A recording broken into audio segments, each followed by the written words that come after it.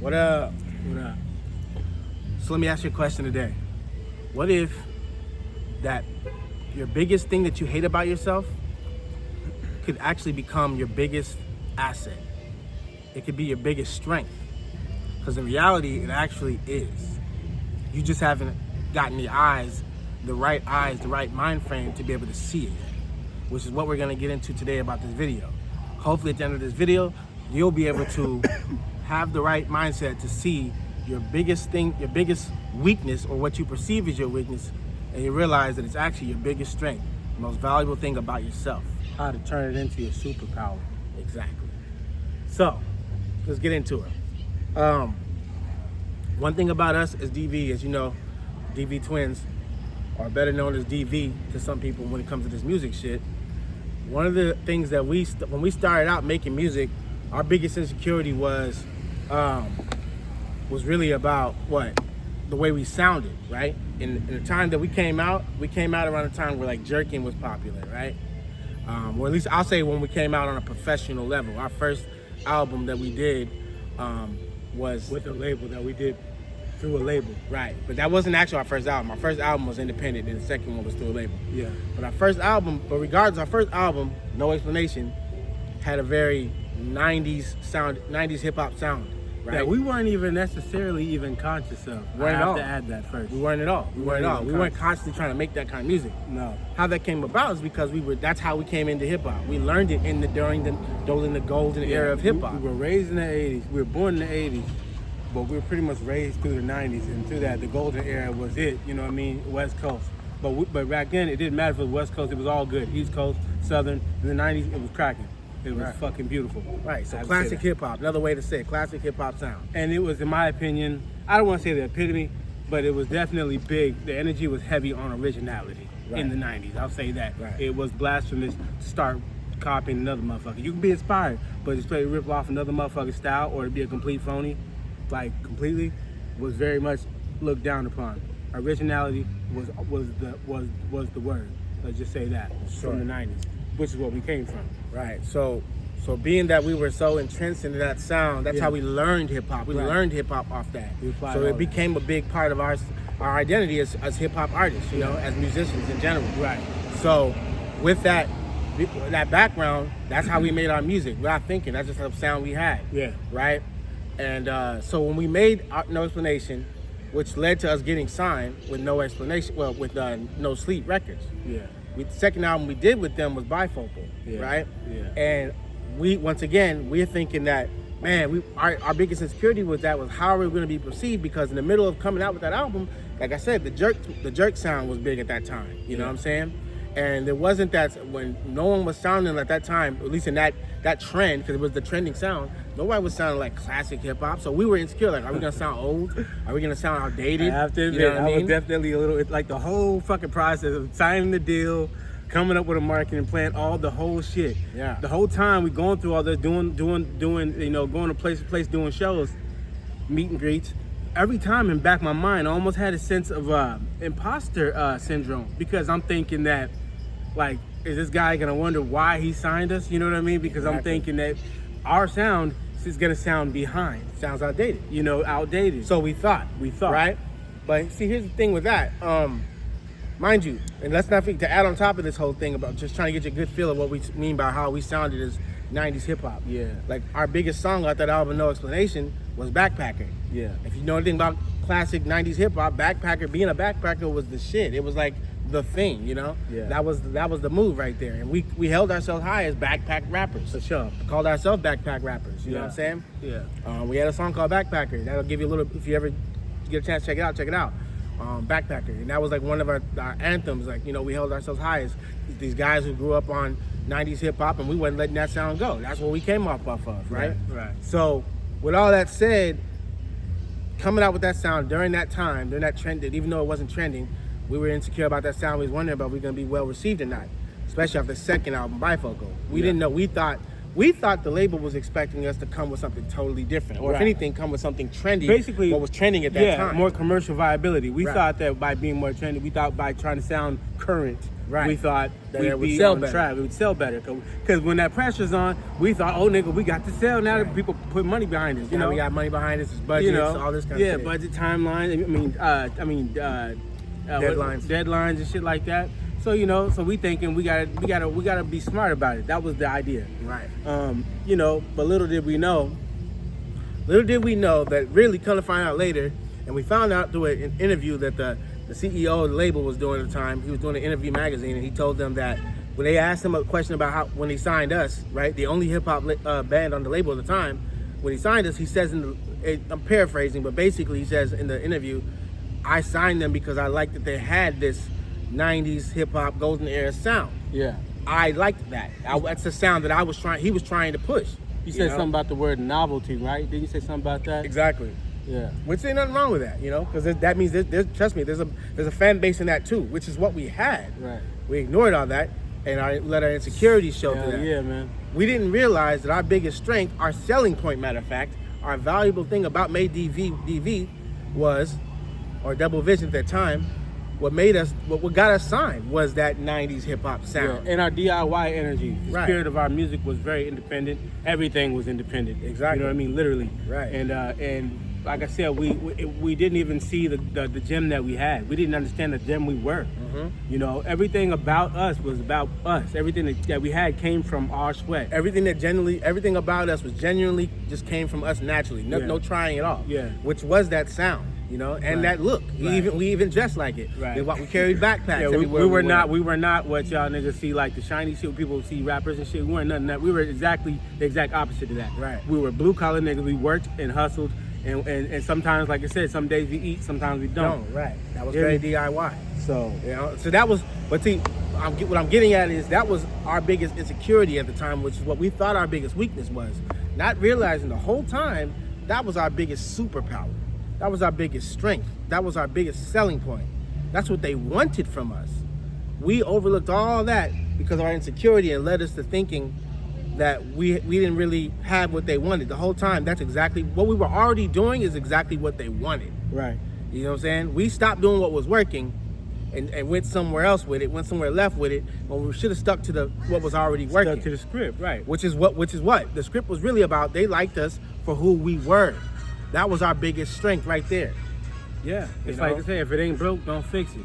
Exactly. And the shit was working for us already. Working very fucking well, might I add. Right. You know what I mean? Exactly. And it was almost like we already had the dinner table, we had the plate and the spoons and the forks and knives and the food right there. Just keep pushing. And our dumb ass, when we did our deal, we basically gave him all the fucking essential shit and was like, here, you manage it, you know what I mean? And give me just a little bit of money out of it.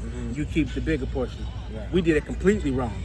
We should have been maintaining the leadership position, maintaining ownership, and then we split the profit how we want to split it. Because really, he needed us, right? He signed us for what we had.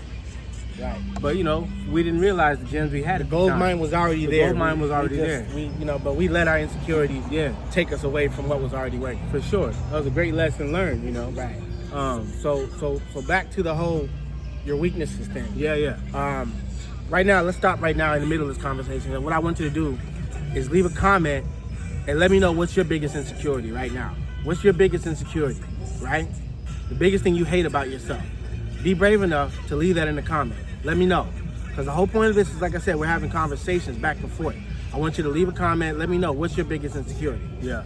And at the end of this video, I want you to look at that and decide how you can turn that into a superpower. How you can turn that into your biggest asset. The most valuable part about you. All right? So write it down, and then you're going to reanalyze it after this video and decide what you think might actually be your biggest asset out of that insecurity. And then comment on that. Yeah. All right? Now, how do you even start with even addressing that, though? How do you even start with addressing that? I think you can start with looking in the mirror and being honest with yourself. Mm-hmm. And by what I mean by, I don't mean like, I mean, you could take that literally, but I mean by looking in the mirror, meaning looking at yourself in an honest way. Not how you think people see you, how do you see you? right. And if that works for you, go ahead, multiply that. But if you see any inconsistencies with how you see yourself, believe it and then work on it. But you first got to accept it, and you got to be okay with what you see. And then you got to try to be willing to work on it. I think you got to be at least willing to try to do something different.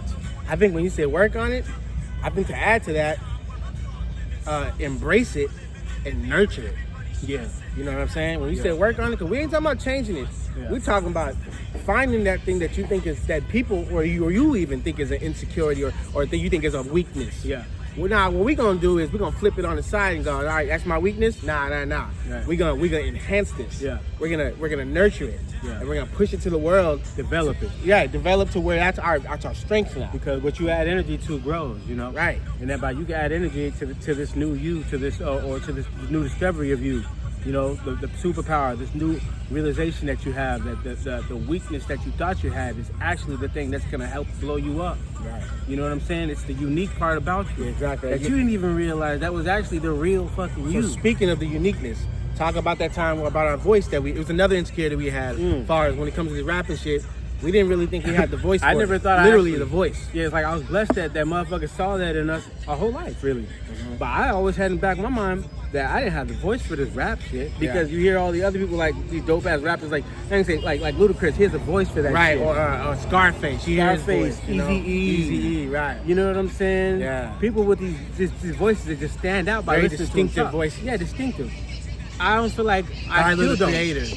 Yeah, they have these kind of voices that stand out like right. that. Regardless of what their words are saying, right off the bat, Yeah. it's their voice. It's their voice in general. Right. I don't know if I ever really have that voice. I don't know if I ever really had. Well, now I don't. I know we do now. Not for necessarily the rap thing. I know we do. It's just our sound.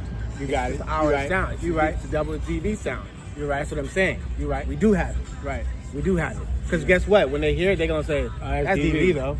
You know what I mean? It may not sound strong and loud and demanding and commanding, but that's DV sound right there for sure. You know what I mean? And that's what we had to learn. Right. And this is what I'm telling you to do.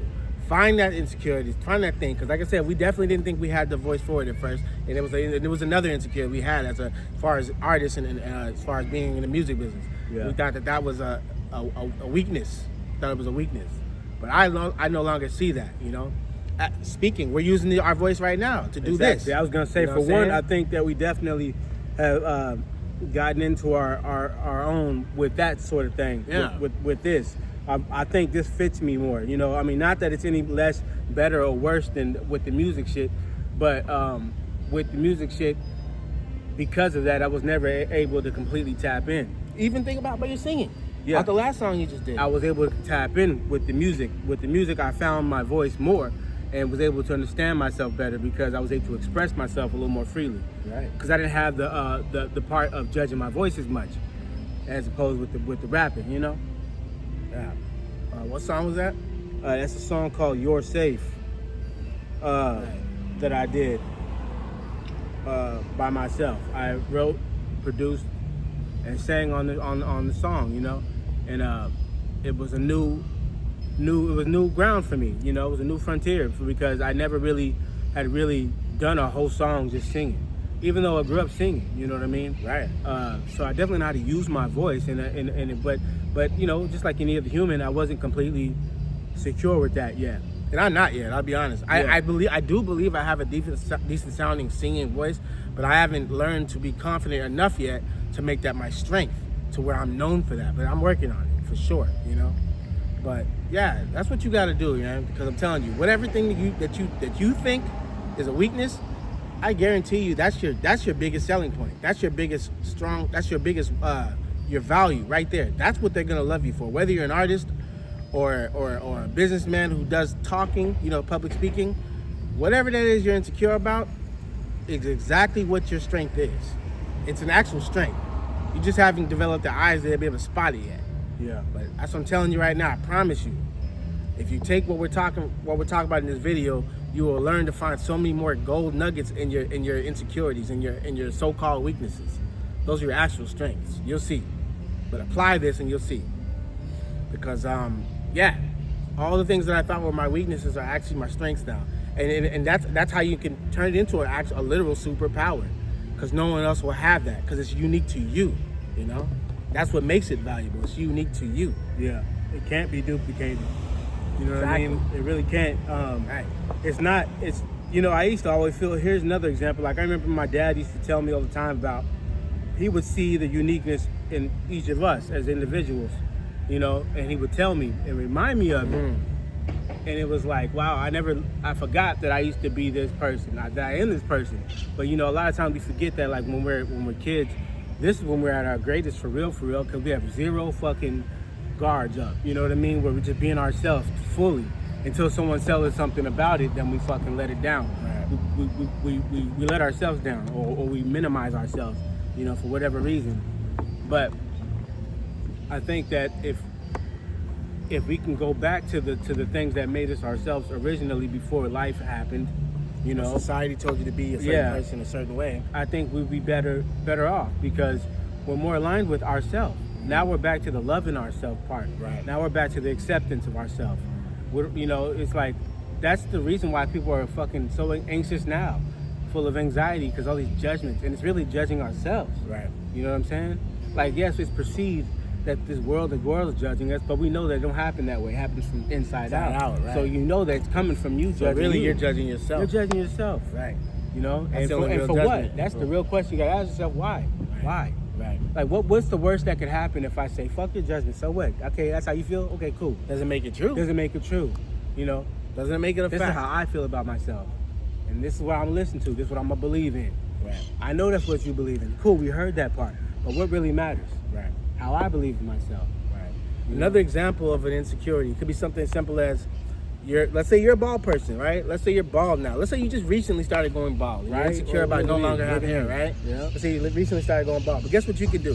Here's a strength now that you can turn that into a strength. Guess what? Now you can go and get your head tattooed with all kind of cool Like I tattoos did. and shit, Like right? I did, yeah. Like he did. Turn that into a strength. Mhm, That's just that's what one I did. small example is what I'm saying. Though, Yeah, right? for sure. Just one small example. Something that you first thought was a weakness of yourself. Oh, I'm bald now. What am I gonna do? All right, fuck it. Right. Okay, Turn now- those lemons into lemonade. Now bro. we all bald head. Now I connect with all the other bald heads in the Right. world. Men, women, Now we child. got somebody we connect Now with. we got somebody to connect with. You It know what I ain't mean? that bad, Right. Now, hopefully your shit ain't so bad. You got to walk around with sunscreen on. I got a little bit of extra help Yeah. because I'm beautifully melanated. But I still rock a hat from time to time. But either way, it looks good. It looks good, and you got to make that shit look good for you. Is the point? Right. Feel me? Like, don't let that shit be a limitation. Nah, make that shit work for you. Whatever it is in life, like it is, shit's gonna happen in life.